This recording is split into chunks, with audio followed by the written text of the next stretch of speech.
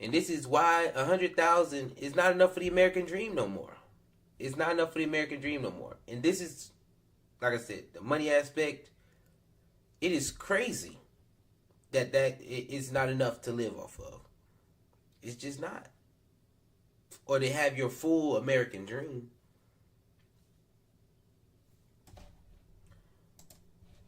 We gonna get right into this, y'all. Come on.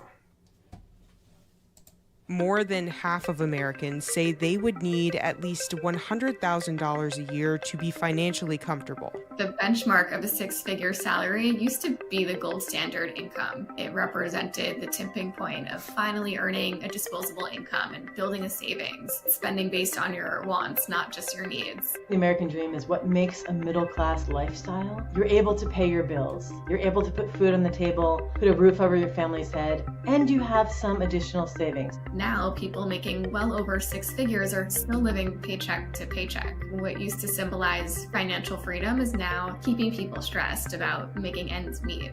26% say they would need more. A salary in the range of $100,000 to $149,000 per year would make them feel financially comfortable. I think unfortunately what has happened is that wages haven't kept up with the cost of living by and large for the last 50 years or so. And so it becomes increasingly hard for many families to be able to attain that sort of middle-class lifestyle, that American dream. How much you need to feel financially secure varies so much depending on not only your geographical location, but of course your lifestyle. It used to be that a six-figure salary was like the gold standard. But nowadays, that may not be enough to make ends meet in certain parts of the country, especially like New York or San Francisco, where it costs so much more just to cover your daily expenses. Here's why a $100,000 household income no longer buys the American dream. All right, y'all see it right there. 100,000 household income. It does not buy the American dream. I think the problem here, I think it still can, but we're just so over leveraged that it's ridiculous. It is ridiculous. At 100,000, the amount of debt that people are in is crazy. The amount of credit card, it's just frivolous spending. Like, everyone's spending on everything. Yes, everything did go up, but a lot of people are not living for sure in $100,000 lifestyle. They're living a lifestyle that's severely above that. Severely above that. And that's why they're saying, yeah, I need more. But I feel like if they would manage their money a little better, they would feel a little better about the income that they have coming in. Like, I know for me, I make close to that. I'm not there yet. It's one of my goals for this year is to get to that number. I feel secure with the amount of money I make. I feel secure. Like I said, where I live at, I have a roommate. I live below my means. You don't see me on vacation every 3 years. I mean every month. Heck, you know. I'm not spending all my money at the booty club. I'm not spending all my money on bottles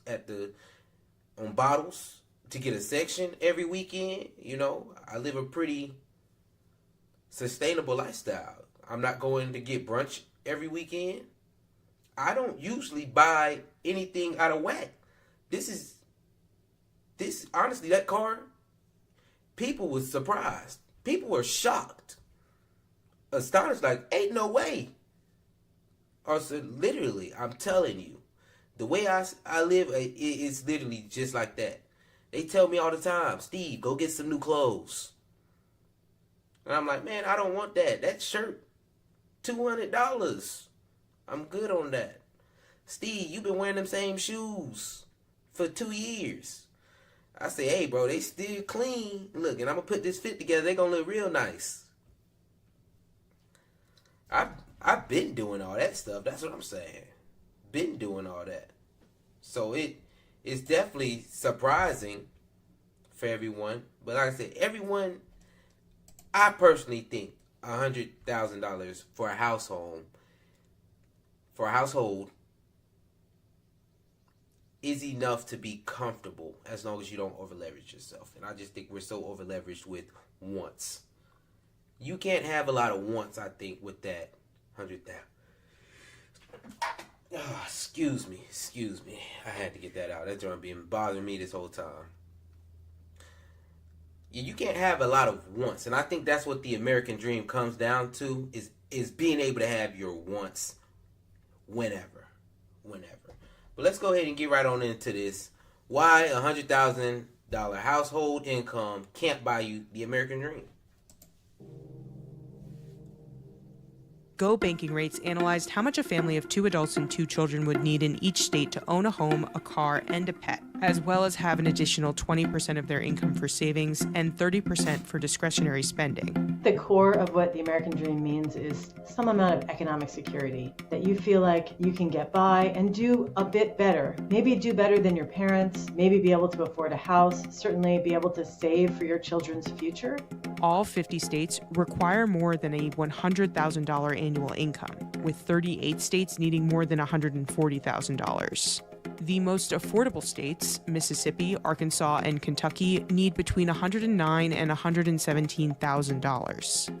The median income for a household of 4 people in each of those states in 2022 was between $71,000 and $87,000. Hawaii, California, and Massachusetts are the most expensive. Each requires an annual income of more than $240,000. The median income for a family of 4 in those 3 states in 2022 fell at least $94,000 short of what's required for the American dream. A different analysis from EPI found that in about 80% of the country, a family of 4 can afford their basic needs on less than $100,000 per year. Those include things such as housing, food, transportation, healthcare, childcare, taxes, and a few other basic necessities. It doesn't take into account anything extra.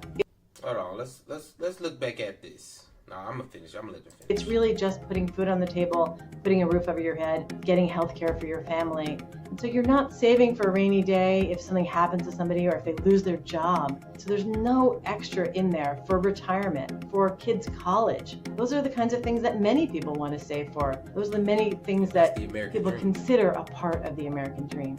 Only about 3% of those counties have a median income higher than the basic cost of living. The idea behind the American dream. All right, y'all. Let's go back and look at that, because I think this chart right here is crazy. It's crazy how much it costs to achieve the American dream, y'all. I'm in Georgia, right here. 140,000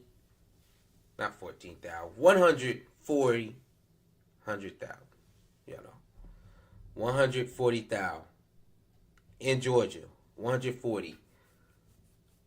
I think that is y'all. Yeah, it's high.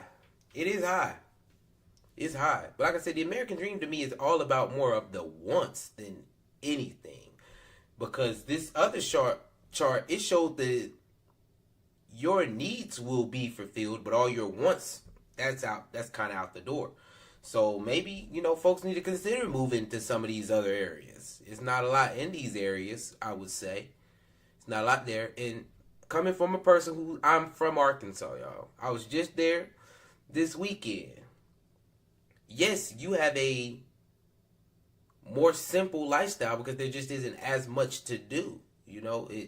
That just is what it is. Once you go to places where it's cheaper to live, there is going to be less to do. And people, judge their happiness over what all they can get, what all they can do, and all that extra stuff, But if you needed to live and you want to live a comfortable life, you have options.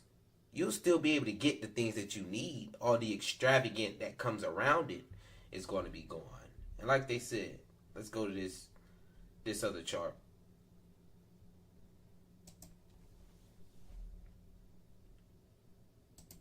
These states, they show, you can, most places, you really can afford your basic needs. That's it, though. You can afford your basic needs. That's it. That's all you can afford is your basic needs. Because your wants, it costs a little bit more to get that. So the American dream at 100,000, it's looking kind of slim to none at 100,000. A lot of us, we got to get our money up. Well, like I say, just live a little bit below your means. You'll be able to save up and really start to enjoy those things later on in life. just is what it is. It doesn't take into account anything extra. It's really just putting food on the table, putting a roof over your head, getting health care for your family. Higher than the basic cost of living. The idea behind the American dream hasn't really changed, even though lifestyles have. It used to be that you could get out of school, get a job, buy a home, and start a family, and now those milestones are harder to achieve. It used to be that a high school degree, you're good to go. You could get a great job building cars or something and be right in the middle class off of a high school degree. But now, in order to get into the middle class, a high school degree is clearly not enough, right? Now, you gotta pay for college. People are graduating with much larger student loan balances, and then it's harder to be on that same sort of career trajectory that would provide the stability that you maybe would have had a generation ago to save up for the down payment on a home. Student loan debt reached an all-time high of $1.77 trillion in the first quarter of 2023.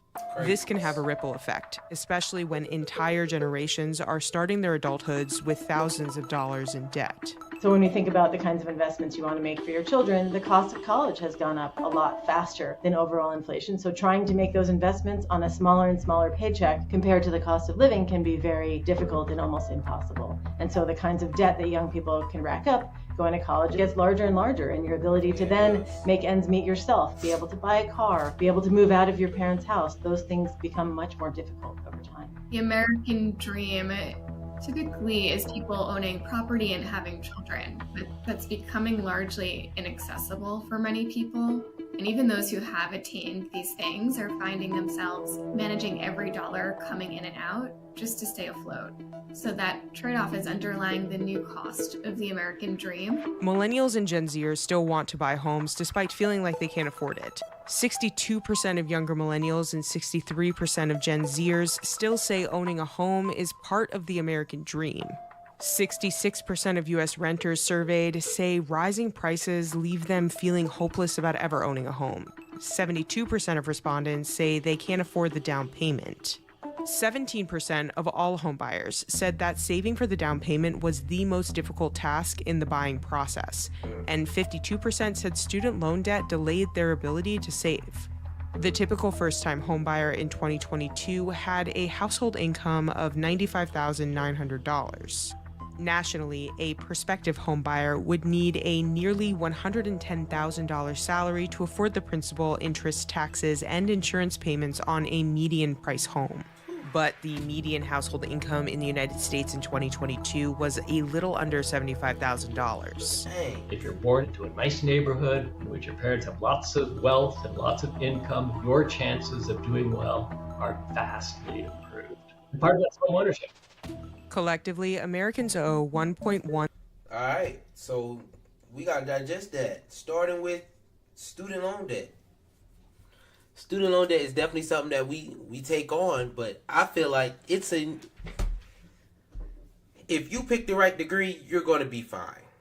You're going to be fine with that. Like I said, I've been paying mine off pretty easily, with monthly installments and living a great life at the same time. I haven't had to live on rice and beans. I live below my means so that I'm able to pay that off. So, like I said, it's a lot to deal with what you put in. And then they went on to say everything just costs more. Home prices, people don't make enough.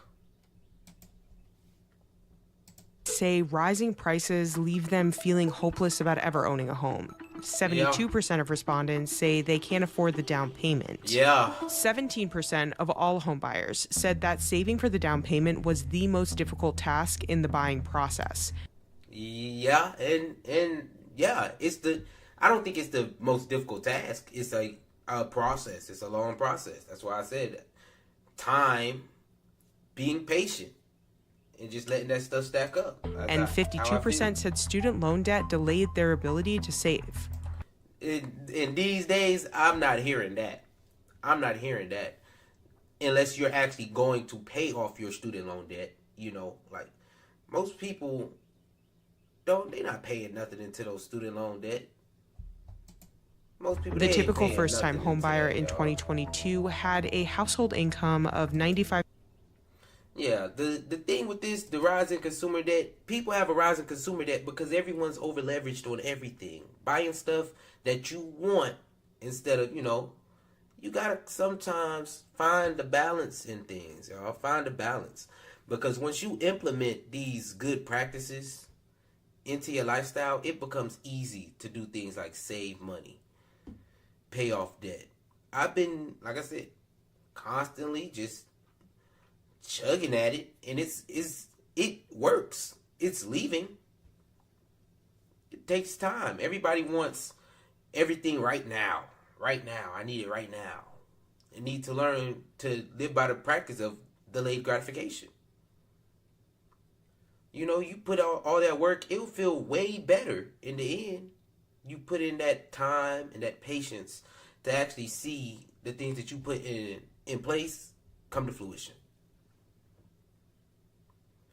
But the problem is we want everything now. So what you go do is you go spend all this money going shopping and you put it on a credit card. You put your vacation on a credit card. And now next thing you know, now you got 5 credit cards with bills that got to be paid, and you're over leveraged talking about I can't live my American dream lifestyle because I have so much money going out into everything else. When you're constantly in this cycle of paying with things with credit cards with money that you don't have and that you really can't afford. That is what it is.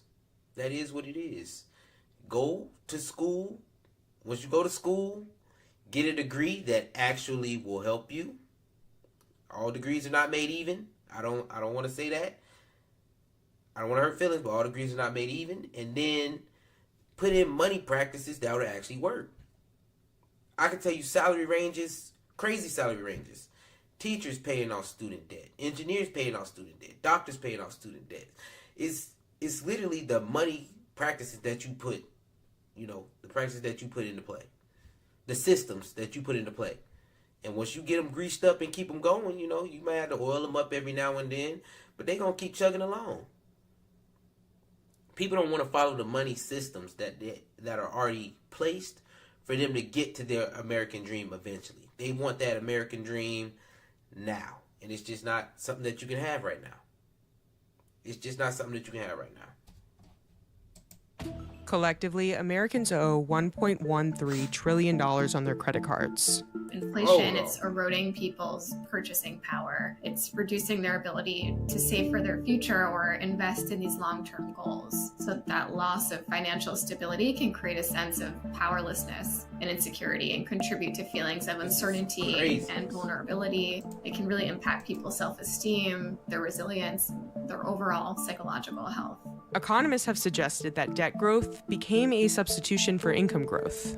More than a quarter of Americans said that they are doom spending or spending money despite economic concerns. Literally. There's also this idea that young adults are feeling more discouraged in their own financial standing. So in that way, they're less inclined to even save for long-term goals and more likely to just live in the moment. It's just sort of that mentality, like you only live once, I may not buy a home anyway, so let's take that trip or let's go to that event, whether it's a Taylor Swift concert or other big ticket item. 73% of Gen Zers say the current economy makes it difficult to set up long-term goals. And it's not just about revenge spending. It's just about wanting to enjoy life and make the most of what you have, even if you can't necessarily buy that home or, you're not starting a family just yet and you really want to, feel good about yourself in the moment. People are indulging to the extreme, and I think we often buy because we think that it's gonna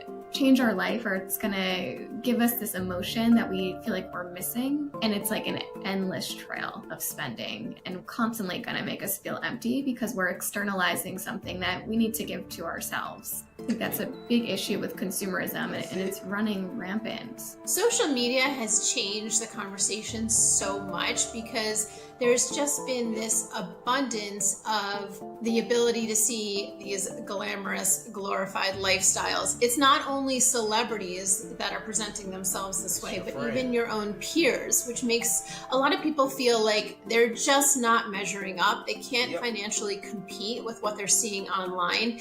It has left a lot of people, especially young adults, feeling very discouraged in their own financial standing. Even if they're doing okay, they just may not feel that way when they compare themselves to what they're seeing on social media. The question is, are you able, given kind of the luck of the birth lottery, are you able to have opportunities that are the same as those of people who may have been born into families that are in better circumstances than your own? The American dream is all about it shouldn't matter. The birth lottery shouldn't matter, right? So it's deeply relative. Well, there y'all have it. There y'all have it. The American dream is all about your wants. Young people coming to you for sure. Balance. We have got to find balance. Life can be fun. You can enjoy your life, but you have to find balance. Like, just because you see things look so far away from us, you still need to be setting those systems into play for your future. Now, like I said, I don't believe in the rice and beans and rice thing. No, you should not sacrifice all your happiness for something that's not promised to you. So, with that being said, you still need to be planning for the future. That's just point made, period. Just because you don't see that it's possible doesn't mean that it won't happen. But if you're not going towards it, it won't happen at all. It's not going to happen at all. In social media, it's all so fake. It's all so fake because you don't see what's going on behind the scenes. You don't see what's going on behind the scenes. People see Steve, for example. Oh, he gets to travel. He gets to do all this and that. Y'all think that I'm traveling, living the luxury life all the time that I'm there. I'm there to work. If I'm traveling, I'm working. So when you see, it might be I go out one day. The rest of the time I'm there, I'm working hard.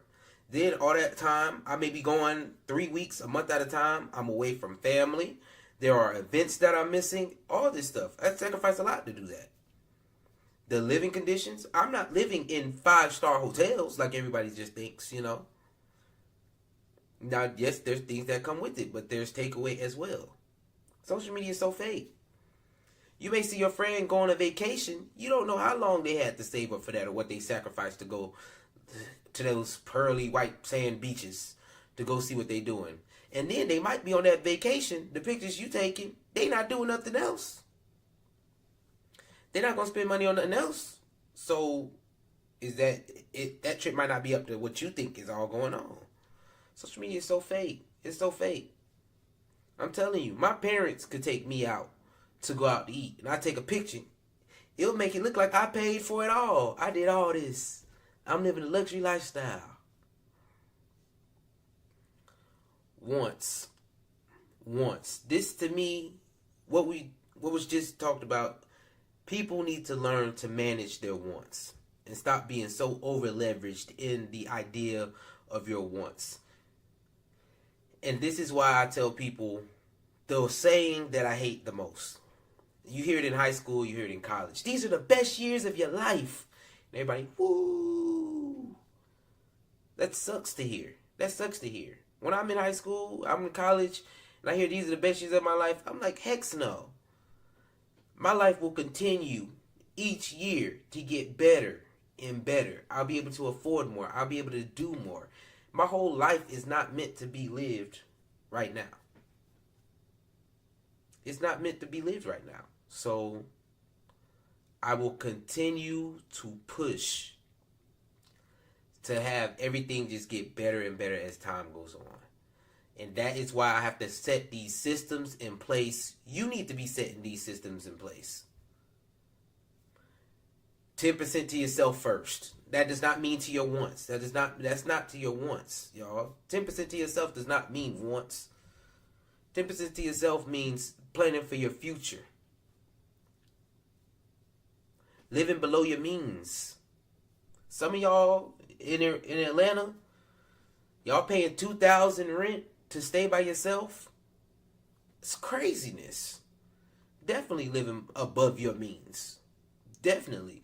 Especially if I know how much money I make. I know people who live out in Atlanta, they may make less than me, they may make a little bit more than me, but $2,000 out of your pocket is $2,000 out of your pocket no matter what. Unless you just got it like that, hey, you do you, my boy, you do you. But Steve, no, I need to live below my means, especially when it comes to housing. And that may mean staying at home, especially if you have a okay relationship with your parents and they will allow you to do that. That's what I would do. Straight up. That's what I would do. Number two, a lot of people just want to stay by themselves. You can cut that $2,000 to $1,000 easily adding a roommate. That helps. And don't give up hope, y'all. Don't give up hope, because the future, it seems so bleak. Something has been going wrong every year of everyone's life. Something goes wrong all the time. You just have to realize that there's balance. There are correction times. Everything goes up, everything comes down. Balance. If you're with me, make sure you like, subscribe, and leave a comment. We had a pretty quick show today, y'all. We got out of here in about an hour. We gonna go ahead and shut it on down, though. Thank y'all for tapping in. Make sure y'all like, subscribe, leave a comment for the birthday stream. Peace, love, and riches. I'm out.